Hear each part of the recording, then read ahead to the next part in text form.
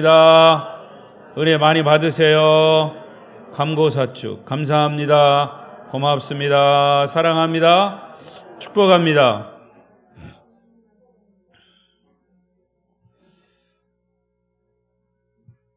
오늘도 이 저녁에 예배에 나오신 여러분을 축복합니다. 또 영상으로, 비대면 영상으로 예배하시는 분들 가운데도 함께 하시기를 바랍니다. 오늘 말씀의 주제는 다 같이 읽어볼까요? 화면을 보시고 시작.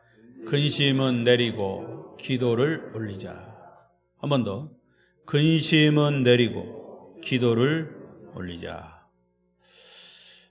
오늘 제목 그대로 근심과 기도는 대조를 이루고 있습니다. 내려야 할 거리 뭐라고요? 근심은 내리고, 근심을 내려놓고 기도를 올리자. 누구에게? 하나님께. 이 두 가지 모두가 다 힘든 여러분 자신과의 싸움입니다. 근심을 내려놓는다는 것도 힘들고 사실은 기도를 올리는 것도 힘들어요. 그런데 이 두 가지 다 주제에 대한 싸움에서 여러분이 이겨야 됩니다. 근심을 내려놓는 것도 이겨야 되고 기도를 올리는 것도 나와의 싸움에서 이겨야 합니다. 그래야 신앙생활에 승리할 수 있고 또 그 속에서 영적인 어떤 행복을 찾을 수가 있습니다. 여러분, 신앙생활을 함으로 인해서 행복하십니까?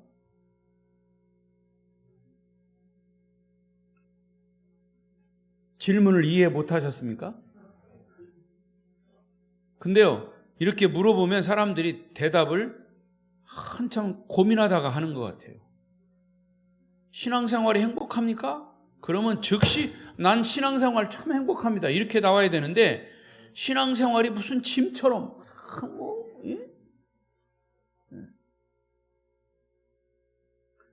지금 우리가 살고 있는 이 시대는 최악의 무신론 시대입니다.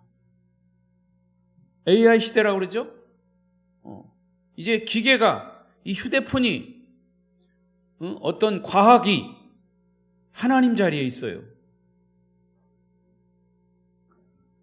그러니까 하나님이 무시되는 겁니다. 최악의 무신론 시대, 혹은 물질 만능 시대, 물질이 세상을 지배하고 있어요. 우리의 마음을 지배하고 있고 이 세상을 지배하고 있고 한 나라를 지배하고 있고 정치하는 정치가들이 돈에 사로잡혀서 말은 국민을 위한다고 하지만 전부 돈 싸움이에요. 그런 시대에 지금 우리가 살고 있어요. 그래서 사람들은 점점 하나님을 등지거나 하나님을 무시하는 시대에 우리가 살고 있어요. 사람들은 점점 마귀처럼 변해가고 있습니다. 이와 같이 악한 시대에 우리 그리스도인들이 할 수 있는 일이 뭘까? 사실은 어떤 과학의 힘에 의해서, 어떤 정치의 힘에 의해서, 돈의 힘에 의해서 우리가 거기에 내가 할 수 있는 일은 아무것도 없어요. 거기에 눌려 있어요. 그 속에 빠져 있어요. 그래서 그나마 하나님이 우리에게 주신 특권이라면 특권인 기도하는 일입니다. 하나님과 교통하는 일, 하나님의 힘을 빌리는 일, 하나님께 도움을 구하는 일, 기도하는 일이에요. 목사님 아무리 기도해도 내 기도를 안 들어주세요. 오늘 설교를 들어보세요. 기도하는 것은 우리 그리스도인들에게 이 시대의 요청입니다. 저는 지난 주일 저녁에도 기도해야 하는 이유를 말씀드렸습니다. 오늘도 기도에 대한 말씀을 드리는 것은 그만큼 우리가 하나님과 소통하고 하나님과 기도로 이 하나님의 살아계심을 우리가 느끼고 깨닫지 않으면 안 되는 그런 시기에 살고 있기 때문에 기도를 강조하는 겁니다. 요한복음 14장 17절까지는 예수님께서 십자가에 못 박히시기 바로 몇 시간 전에 제자들을 앉혀놓고 마지막 권면하신 말씀이 기록되어 있습니다. 그리고 그들을 위해서 기도하신, 거듭 말씀드리지만 요한복음 17장은 예수님이 인류를 위한, 세상을 위한, 또 이 요한복음 안에서만 보면 제자들을 위한 중보의 기도장입니다. 자, 이 상황, 예수님과 제자들의 그 상황을 보십시오. 오늘 제가 읽은 본문은 바로 그 내용이니까. 예수님이 제자들의 곁을 떠나신다고 그랬어요. 왜 떠나십니까? 십자가를 지시기 위해서입니다. 그러면서 14장부터 17장까지 긴 말씀을 하셨어요. 왜 이렇게 긴 말씀을 하셨느냐? 14장 1절을 보십시오. 1절 읽습니다. 시작. 너희는 마음에 근심하지 말라. 하나님을 믿으니 또 나를 믿으라. 일단 14장 말씀을 시작하면서 먼저 제자들의 마음을 좀 이렇게 풀어주셨어요. 너희 지금 뭐 때문에 걱정하느냐, 염려하느냐, 근심하느냐? 근심하지 말라. 하나님을 믿으라. 그리고 나를 믿으라. 예수님이 나를 믿으라. 이렇게 말씀하신 거예요. 그리고 이렇게 딱 앞에 제자들의 마음을 이렇게 평안케 하고 풀어주신 것은 그 다음에 나오는 내용의 목적이요, 이유 때문입니다. 여러분, 지금 제자들의 입장에서 곰곰이 생각해 보십시오. 3년 동안 제자들은 미친 사람들처럼 예수님만 따라다녔어요. 가족도 버리고 일터도 버리고 모두 제정신이 아닌 것처럼 3년 동안 살았습니다. 예수님과 함께. 그리고 제자들이 그 당시 나름대로의 얻은 결론은 뭐냐? 예수님만이 지금 로마의 박해를 받고 있는 이스라엘, 유대를 구원할 해방자시고 우리의 왕이시고 우리를 구원하실 분이다. 어떤 정치적인 그런 부분들을 생각했던 거죠. 오병이어의 기적을 일으키시고 병자를 일으키시고 막 이런 능력의 주님 그 함께 계속 따라다녔어요. 자기들을 공격하는 유대인들이나 이 바리새인들, 율법학자들, 그 무시무시한 제사장들, 형사법관까지 딱 가지고 있어서 여차하면 자기들 끌려가가지고 죽을 처지에 있는 그런 상황 속에서도 예수님이 다 방패막이가 되어주셔서 그들을 다 물리치셨어요. 그런 예수님이 지금 죽는다는 거예요. 그러니까 이런 믿음 때문에 그들의 눈에는 예수님 외에 아무것도 보이질 않았어요. 그동안에는. 그래서 그들은 모든 것을 다 내려놓고 주님을 쫓았는데 지금 눈앞에 벌어진 상황은 그렇게 믿었던 예수님이 십자가에 처형당할 위기에 놓여 있다는 겁니다. 예수님의 생명은 자기들이 볼 때는 풍전등화와 같아요. 바람 앞에 등불. 제자들의 스승이 그렇게 민족의 반역자로 몰려서 처형당하게 되면 스승을 따르던 제자들은 어떻게 되겠습니까? 그들 역시 똑같은 붙잡혀서 처형당할 수 있는, 누가 자기들의 목숨을 보장하지 못하는 그런 처지에 있었던 거죠. 사람은 심리라는 게요, 좋을 때는 같이 좋을 때는 좋아요. 그러다가 자기가 불리하게 생겼으면 힘께나 쓰는 사람, 돈 있는 사람 가까이 했다가 그 사람이 어떻게 불리하게 되면 이제 거리를 두는 거예요. 여러분, 요즘 정치 보도되는 게 다 그런 거 아닙니까? 뭐 당을 떠나서 다 그런 거예요. 우리는 그런 현장에서 그걸 보고 있어요. 자기들 힘으로는 도저히 감당할 수 없는 근심 때문에 영적인 고문을 당하고 있는 심정이 제자들의 심정이에요. 그런데 제자들의 이런 심정을 미리 예수님이 파악하시고 제자들을 그대로 두고 갈 수가 없어서 제자들을 모아놓고 말씀하신 것이 14장, 15장, 16장 그리고 17장의 중보기도까지 하신 거예요. 흔들리지 않는 믿음의 사람이 되기를 원한다. 그리고 너희들이 할 수 있는 것은 기도해라, 기도. 그 첫 마디가 바로 요한복음 14장 1절에 다 들어있는 거예요. 너희 마음에 근심하지 말라. 내가 지금 너희들이 뭐 때문에 근심하고 있는지 다 알고 있어. 그러니까 하나님 믿어. 내가 지금까지 얘기했던 하나님 믿고 또 나를 믿어라. 나를 믿어라. 믿습니까? 거짓말하지 마요. 하나님을 믿는다고 하면서도 여러분 결정적인 순간에는 돈을 따르죠. 명예를 따르죠. 사람과의 관계를 따지고 어떻게든지 제자들의 근심을 덜어주고 싶으셨던 심정이 주님의 심정이에요. 그렇게 믿음을 가지고 아멘 하시는 분들을 제가 책망하는 거 아닙니다. 여러분 그 아멘을 그대로 받으십시오. 믿음을 따라가십시오. 그런데 많은 사람들이 그렇게 하지 않고 있어요. 자, 14장 27절 계속 16장 20절 22절까지 읽습니다. 여기 화면을 보시고 시작. 평안을 너희에게 끼치노니 곧 나의 평안을 너희에게 주노라. 내가 너희에게 주는 것은 세상이 주는 것과 같지 아니하니라. 너희는 마음에 근심하지도 말고 두려워하지도 말라. 내가 진실로 진실로 너희에게 이르노니 너희는 곡하고 애통하겠으나 세상은 기뻐하리라. 너희는 근심하겠으나 너희 근심이 도리어 기쁨이 되리라. 여러분, 주님의 이 말씀을 듣고 더 이상 두려워하지도 말고 근심하지도 말라는 건데, 본문 말씀을 묵상하다 보면 예수님은 제자들의 근심을 덜어주고 그들의 믿음을 단단히 붙들어주기 위해서 거기 14장부터 16장까지 8가지의 실제적인 권면을 주셨어요. 그게 뭐 금식, 기도 뭐 등등의 쭉 8가지 주제. 그런데 그 중에서 하나가 중요한 기도 부분입니다. 여러분들 중에 근심이 없는 분들이 있습니까?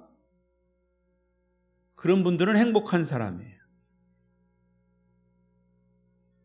여러분, 저도 근심이 있어요. 그런데 주님이 말씀하여 너 근심하지 마라. 기도해라.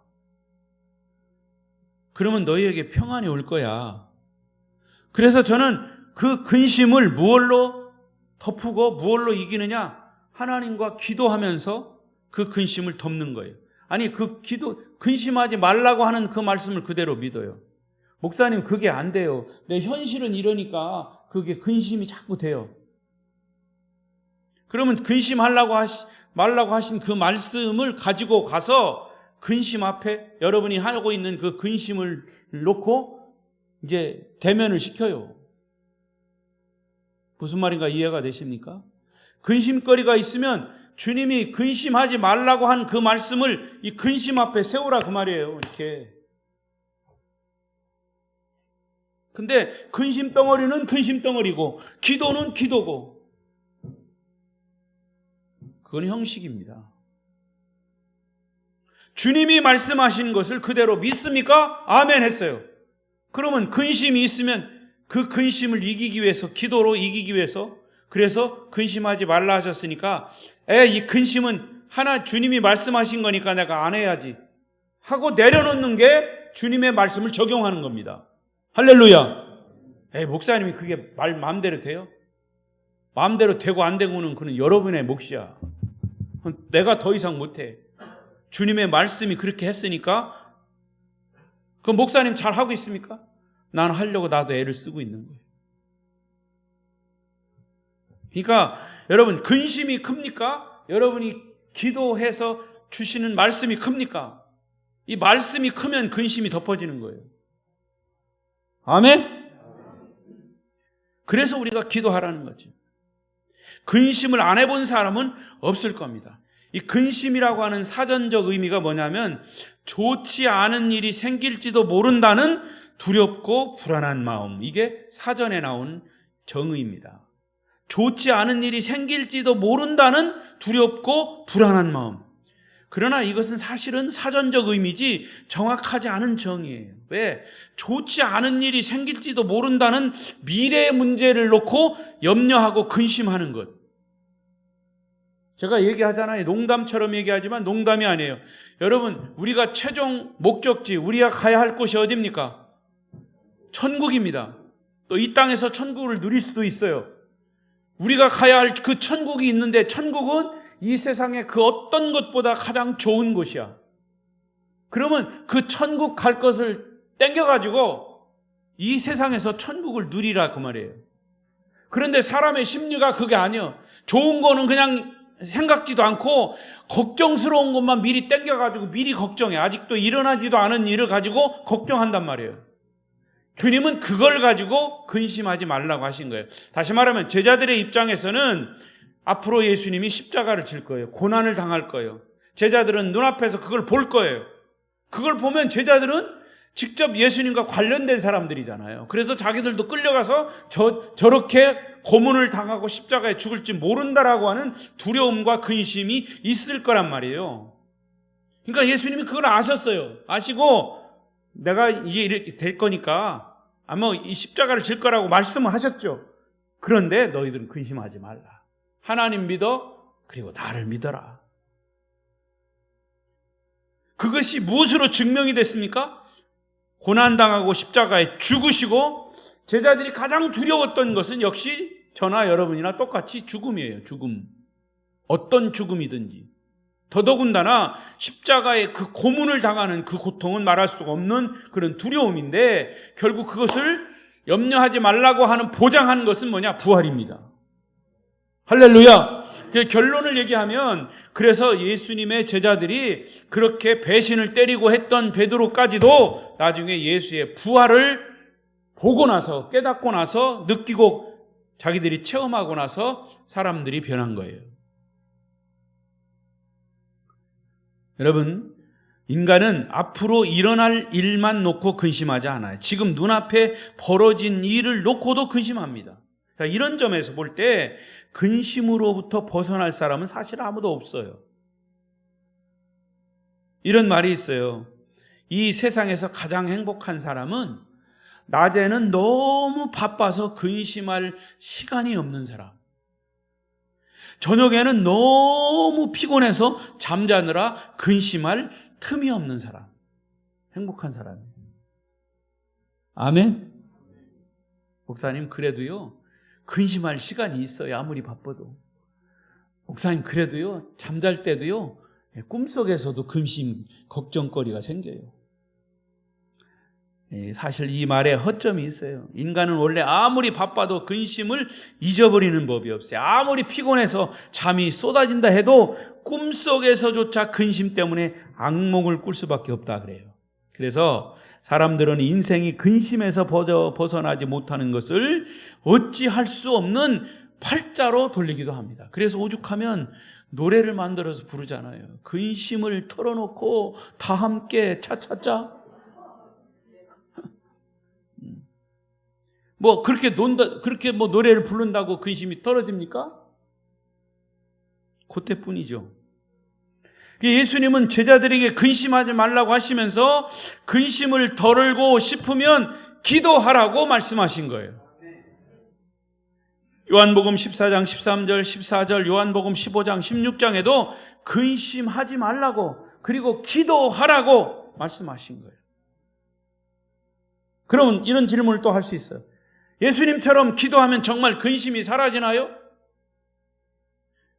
자, 그 말을 잘 들으셔야 돼요. 기도하면 정말 근심이 사라지나요? 이 말과 예수님처럼 기도하면 정말 근심이 사라지나요? 이 말은 다른 말이에요. 그러니까 우리가 기도를 어떻게 하느냐? 그래서 예수님이 기도를 이렇게 해야 된다라고 문장을 만들어서 알려주신 것이 주 기도문이에요. 사실은 제자들 형편에서 보면 예수님 말씀이 쉽게 믿어지지 않아요. 제자들은 지금 기도한다고 당장 근심이 사라질 만한 상황이 아니었어요. 왜? 조금 있으면 예수님이 십자가에 죽을 거니까. 그 길은 피할 길이 없는 길이에요. 제자들은 더 이상 예루살렘에서 마음 놓고 살 수 없는 처지가 될지도 모릅니다. 공포의 밤은 점점 깊어가고 있습니다. 그 시간에 무릎 꿇고 기도한다고 해서 그 금방 근심이 사라지는 것이 아니라는 거예요. 우리의 경험을 봐도 근심거리를 안고 고민할 때 기도한다고 근심이 금방 사라지느냐? 아니에요. 오히려 기도가 더 안 돼. 근심하는 것 때문에. 여러분, 우리가 머리가 아플 때 뭘 먹어요? 머리가 빨리 나을 수 있는 진통제로 아스피린 뭐 이런 걸 먹어요. 그러면 한 서너 시간 정도는 그냥 가벼워져요. 그런데 조금 지나면 또 아파요. 그럼 또 하나를 또 먹어요. 그럼 또 괜찮아요. 그런 게 반복되는 거죠. 이게 이와 같이 마음이 불안하고 근심이 쌓이는 것 같으면 우리는 기도합니다. 기도하는 순간은 마음이 편안해지는 거 느껴요. 그러나 눈을 뜨면 또다시 근심해요. 예배 드릴 때는 목사님 말씀을 들으면 정말 은혜가 되고 그런 것 같아. 근데 예배 딱 끝나고 나가는 순간 또 근심이 현장에 있어. 상황이 변하지 않았으니까. 그러나 여러분, 기도라고 하는 것이 일시적인 진통 효과를 가져주는 이런 아스피린과 같은 그것과는 분명히 다른 거예요. 만약 기도가 그런 효과를 주는 데서 끝났다면 기도는 벌써 없어졌어요. 예수님이 그런 기도의 문장을 만들어서 우리에게 기도하라고 안 하셨어요.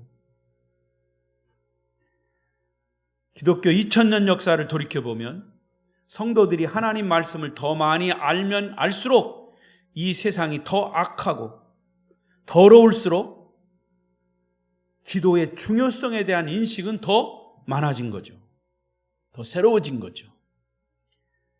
그러니까 기도를 아스피린과 비교해서 참 우습지만은요, 기도는 아스피린과 같은 비교도 안 되는 그 이상의 효력이 있다는 것을 기도하는 사람들이 깨달았기 때문에 계속 주님이 기도하라고 하셨고 많은 사람들이 기도로 승리하는 것을 볼 수 있습니다. 그래서 특별히 근심하는 사람에게 효력이 있기 때문에 기도를 해보고 기도의 응답을 받은 사람들이 한결같이 하는 얘기는 근심하지 마, 걱정하지 마세요. 기도하세요.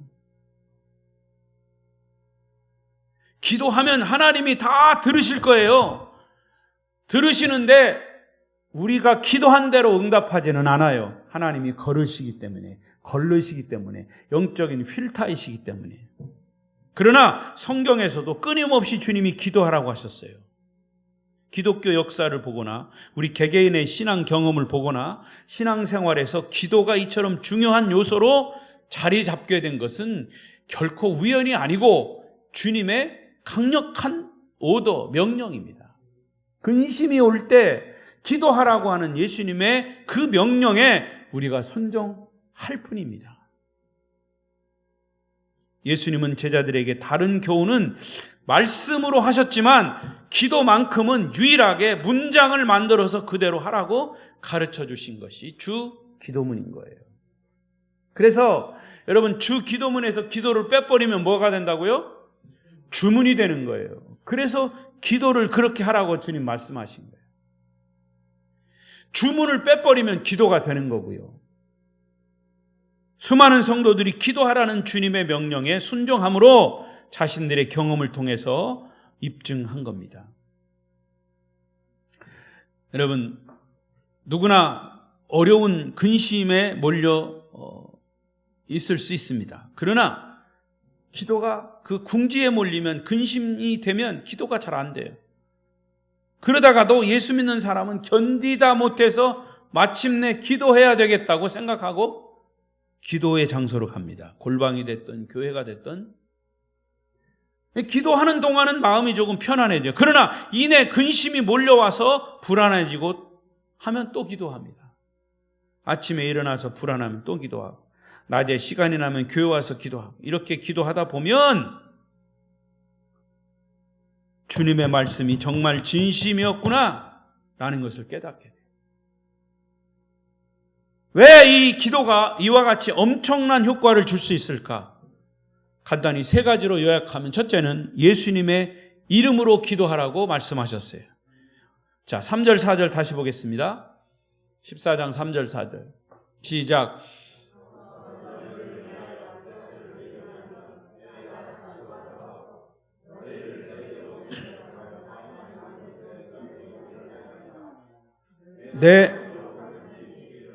너희가 아느니라.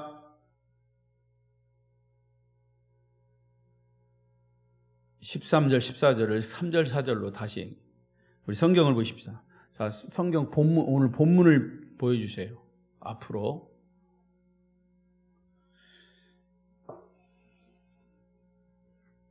(13절) (14절인데) 자, 시작. 이는 아버지로 하여금 아들로 말미암아 영광을 받으시게 하려 함이라. 내 이름으로 무엇이든지 내게 구하면 내가 시행하리라.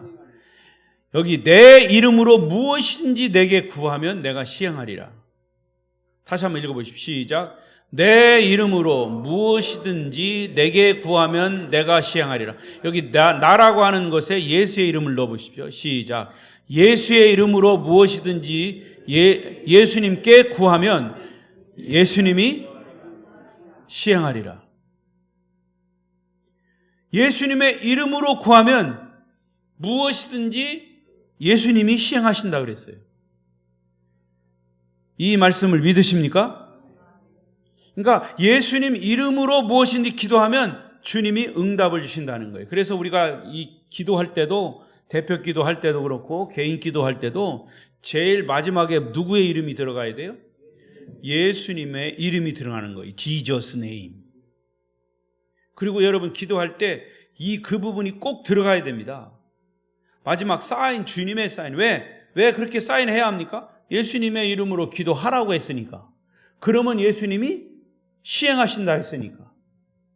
그리고 여러분, 주님, 그냥 주님이라고 하는 이 단어와 예수 그리스도, 예수님이라고 하는 단어는 조금 달라요.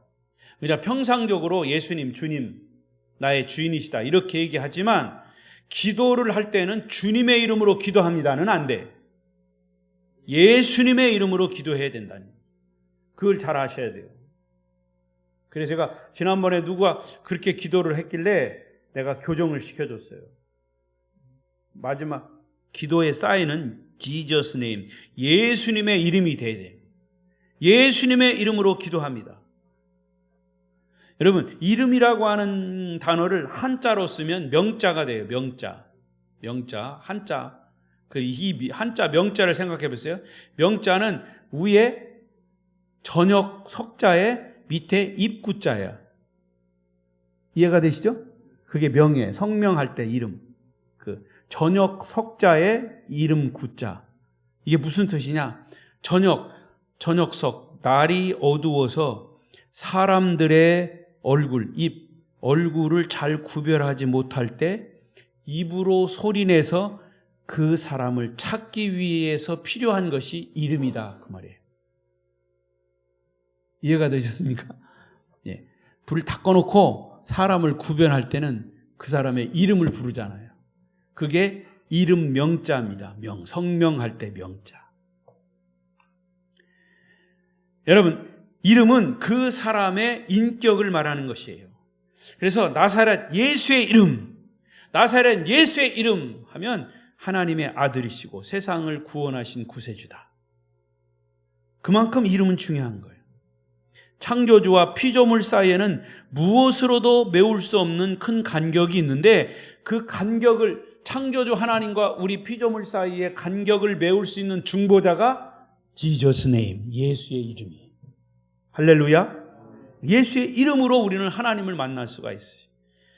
자, 디모데전서 2장 5절과 요한복음 14장 6절을 이어서 읽습니다. 시작. 하나님은 한 분이시요 또 하나님과 사람 사이에 중보자도 한 분이시니 곧 사람이신 그리스도 예수라. 예수께서 이르시되 내가 곧 길이요 진리요 생명이니 나로 말미암지 않고는 아버지께로 올 자가 없느니라. 예수님은 하나님과 사람 사이에 브릿지, 다리 역할을 하시는 유일한 중보자다. 그래서 주님께서 우리에게 당신의 이름을 가지고 기도하라고 하신 이유가 거기 있습니다. 무조건 큰 소리 지른다고 하나님이 들으신 거 아니에요.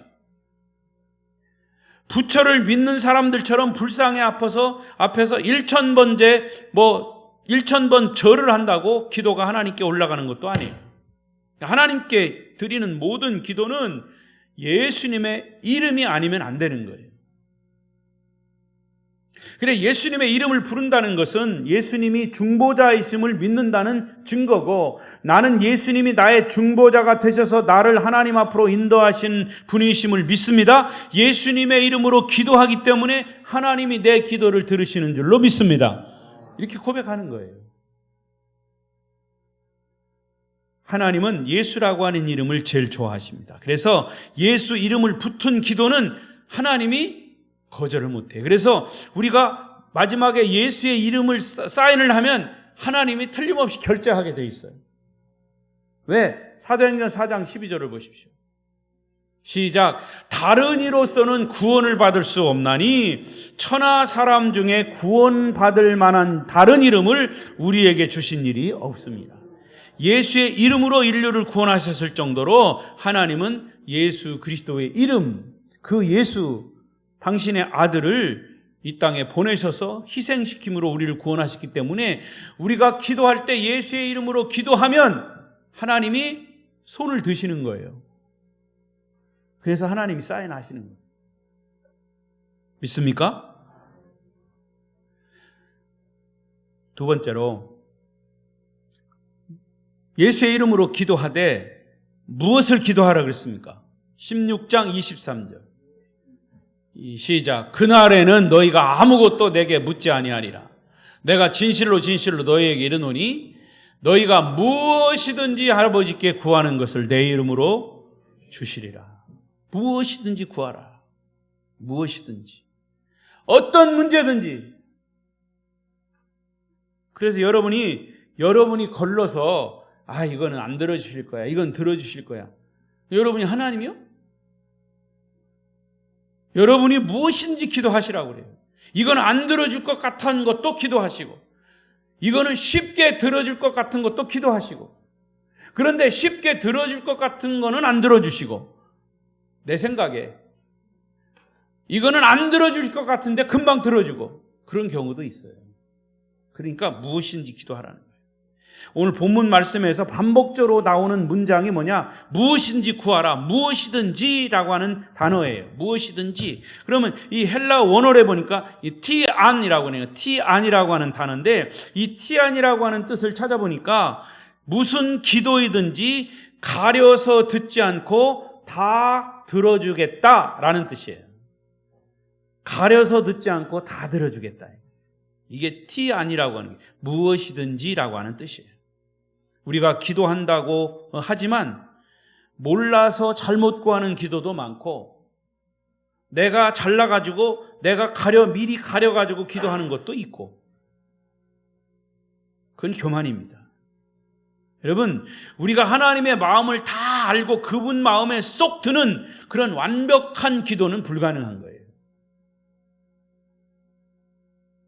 나는 하나님 뜻에 100% 일치하는 기도만 한다, 그렇게 말하는 사람은 없어요. 우리가 기도를, 다른 사람이 대표 기도를 하든 무슨 기도를 할 때 우리의 마음을 감동시키는, 사람의 마음을 감동시키는 기도도 있죠, 있기는. 그런데 우리가 들을 때 저게 무슨 기도야? 라고 생각하는 것도 있어요. 그러나 그건 우리가 가려낼 게 아니고, 우리가 판단할 것도 아니고 하나님이 판단하신 거예요. 정말 예수님의 이름으로 기도했다면, 하나님께 기도했다면 하나님이 그것을 들으시되 하나님이 걸르시고 하나님이 보태시고 하나님이 빼시고 하는 거예요. 그래서 무엇이든지 기도하라고 그랬어요.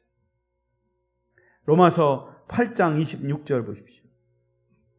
시작. 이와 같이 성령도 우리의 연약함을 도우시나니 우리는 마땅히 기도할 바를 알지 못하나 오직 성령이 말할 수 없는 탄식으로 우리를 위하여 친히 간구하시느니라. 할렐루야. 저는 이 말씀을 너무 좋아합니다. 내가 기도할지 모르고 무엇을 기도해야 할지 모를 때 성령께서 기도할 것을 알려주시고, 또 내가 그걸 다 알지 못해서 못한다 할지라도 성령이 나를 통해서 탄식하세요. 그래서 오히려 성령께서 내 마음을 헤아려 주시고 알아주신다는 얘기죠. 그래서 우리에게 무엇이든지 구하라고 하신 거예요. 여러분, 중소기업을 하는 사장님이 물건을 계속 만들어야 수출을 하는데 자본금이 없으니까 은행에 대출을 받아서 합니다. 그래서 은행에 갔어요.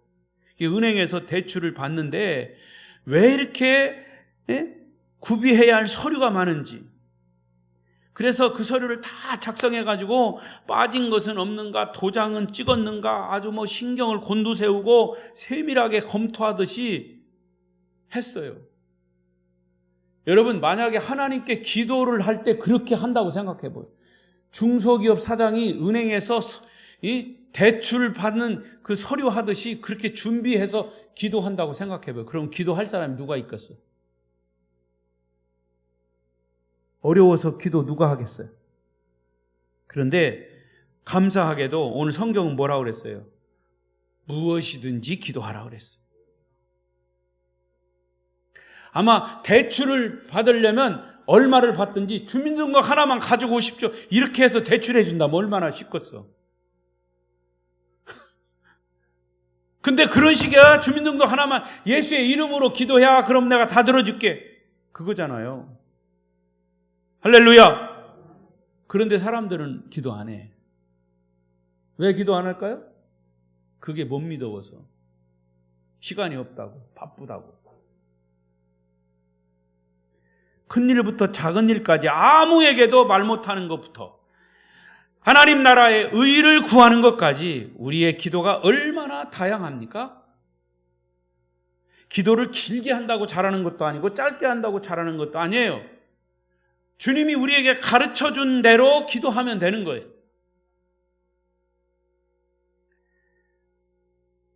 제롬 스미스라고 하는 사람이 성경에 기록된 기도 목록을 정리해 봤어요.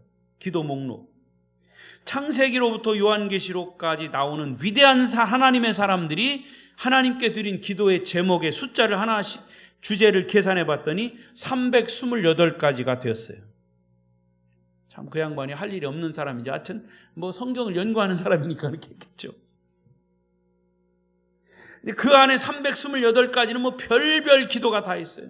자기를 죽여달라고 하는 기도도 있고, 하나님 얼굴을 한번 보게 해달라는 기도도 있고, 별별 기도가 다 있어. 근데 놀라운 것은 이 스미스가 발견한 것은 뭐냐? 328가지 그 기도가 하나도 빠짐없이 다 하나님이 들어주셨다라고 하는 사실에 그가 놀랐어요. 할렐루야.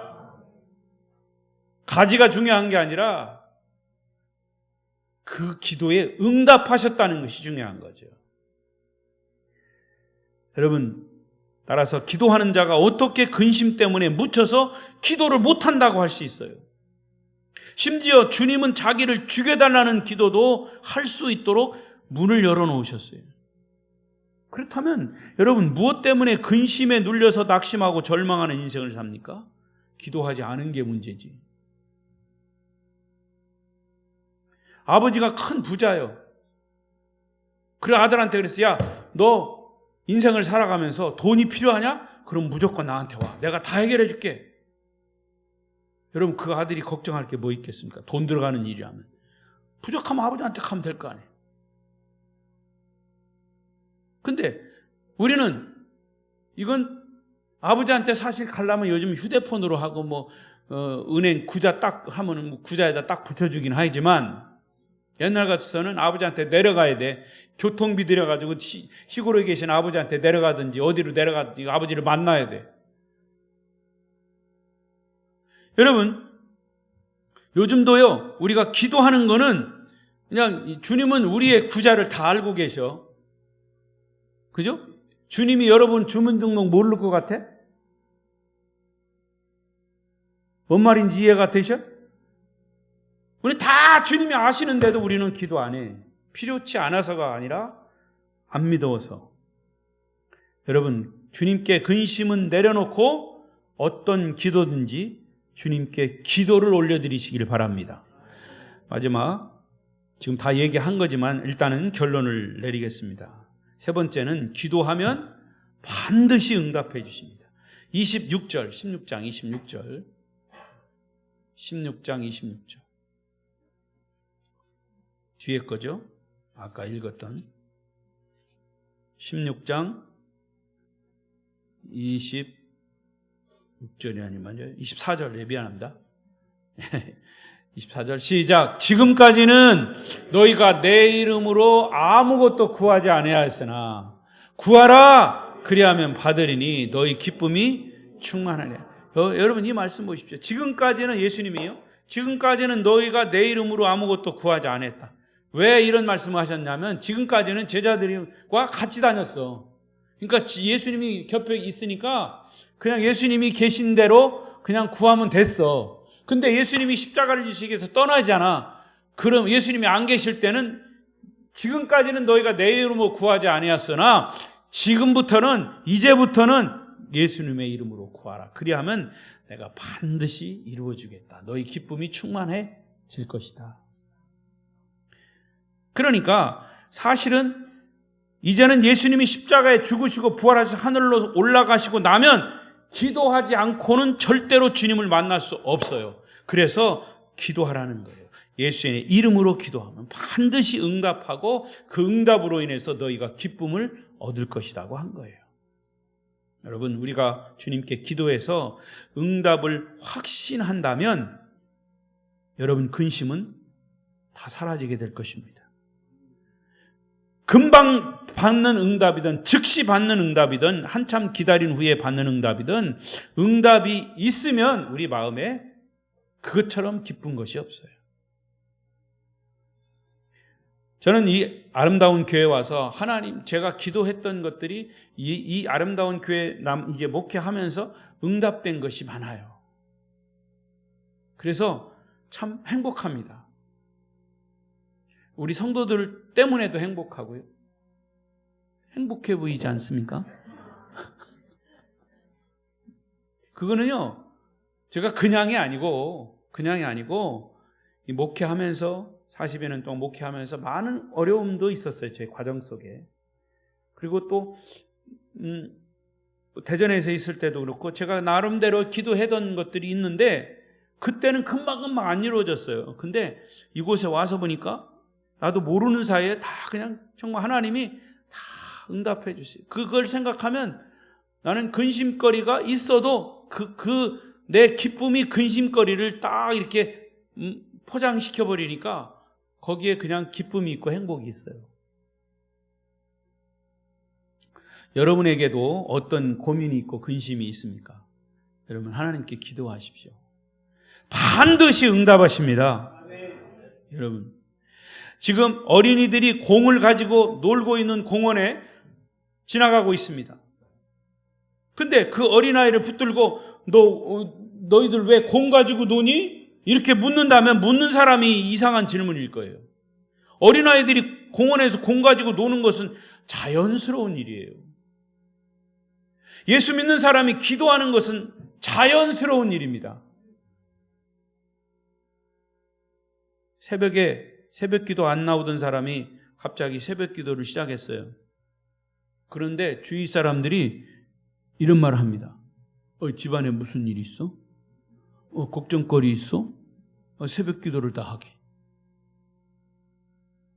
그건 새벽 기도 안 한 사람이 그런 얘기 하는 거죠. 그가 새벽 기도 하고 싶어서 나온 거예요. 근심 걱정 거리서 있어도 나왔겠죠. 그렇지만 새벽 기도하는 그 특별한 일로 취급이 되면 안 된다는 거죠. 기도하는 일이 왜 특별한 일이에요? 자연스러운 일이죠. 내 이름으로 무엇이든지 구하면 내가 반드시 응답해 줄 것이다. 너희 마음에 기쁨이 충만해서 모든 근심을 다 거두어 갈 것이다. 할렐루야. 기도를 부자연스럽게 여기는 사람들이 있어요. 기도하려고 눈만 감으면 오만 가지의 잡된 생각이 다 이 머리에 스쳐갑니다. 여러분 솔직히 여러분 친구 만나서 수다 떠는 건 1시간, 2시간 전화 붙잡고 막 이 수다 떠는 건 막 그렇게 시간 가는 줄 모르고 하면서 오래간만에 기도하려고 그냥 눈 감고 기도하는데 막 한참 기도했는데 시간 보니까 한 3분밖에 안 지났어. 기도하는 것을 불편해요. 이런 분들은 믿음이 어려서일 수도 있고 어떤 면에서 영적으로 하나님의 말씀에 대해서 적용하는 것이 훈련되지 않거나 뭔가 병들어서 그래요. 여러분들께 제가 이 말씀을 통해서 권면합니다. 기도가 자연스러워지도록 노력하십시오. 기도는 호흡입니다. 여러분 호흡을 자연스럽게 하고 오히려 호흡은 자연스러워야 돼. 그잖아요? 근데 왜 호흡이 이상해집니까? 이건 기도는 자연스러운 거예요. 호흡이 가빠지거나 호흡이 부자연스러워지면 몸에 문제가 생긴 거예요. 근심 걱정거리가 있을수록 기도는 자연스러워야 돼요. 기도하면 놀라운 일이 생깁니다. 천지 만물 창조하신 하나님이 내 근심을 해결해 준다는데 왜 그 근심을 끌어안고 걱정하고 있냐 그 말이에요. 부모님이 학교 갈 등록금을 책임져 준다는데 왜 그 자식이 자기 방에 틀어박혀 가지고 금식하면서 입학금 걱정하고 있냐 그 말이에요. 집안이 어렵고 힘들어도 아버지가 등록금 책임지고 학교를 보내준다면 그때부터 그 자식은 어떻게 해야 돼요? 걱정 끝, 행복 시작. 아멘 좀 하소. 정상적인 자녀라면 아버지의 약속을 믿어야지 방문 걸어 잠그고 금식하는 짓은 어리석은 짓이에요. 이런 말이 있어 소개합니다. 자신의 능력을 보지 말고 하나님의 능력을 보라. 우리는 하나님이 우리의 문제를 어떻게 해결하실지 다 알 수가 없다. 하나님이 어떤 방법으로 일을 성취하실지는 우리가 알 수 없는 영역이다. 그것은 하나님이 하실 일이지 우리의 일이 아니다. 그러나 우리는 그저 하나님 의지하고 기도하고 기대하면 사는 것이다. 하나님께 모든 것을 맡기고 기도하면 하나님은 알아서 돌보고 해결해 주시고 보이지 않는 세계를 보는 우리를 위해서 하나님은 불가능한 일을 가능케 하신다. 할렐루야. 여러분 하나님은 만물을 지으신 분이에요. 모든 것을 소유하신 우리의 주인이시에요. 거듭 얘기하지만 여러분 내 인생을 내가 책임질 것 같이 생각하고 내가 주인으로 생각하고 내가 그걸 문제를 끌어안고 걱정하면 아직도 내가 주인이에요. 내가 책임져야 돼요. 그러나 내 삶의 주인이 하나님이십니다. 하나님이 주인이십니다. 그러면 하나님 책임져 주십시오. 하나님 주인으로 맡기면 하나님이 가장 선하게 가장 최상으로 최고의 축복으로 응답하실 줄로 믿습니다. 그런 하나님이 예수의 이름만 가지고 나오면 무엇이든지 다 들어주신다고 했는데 여러분 무엇 때문에 근심 끌어안고 걱정하십니까?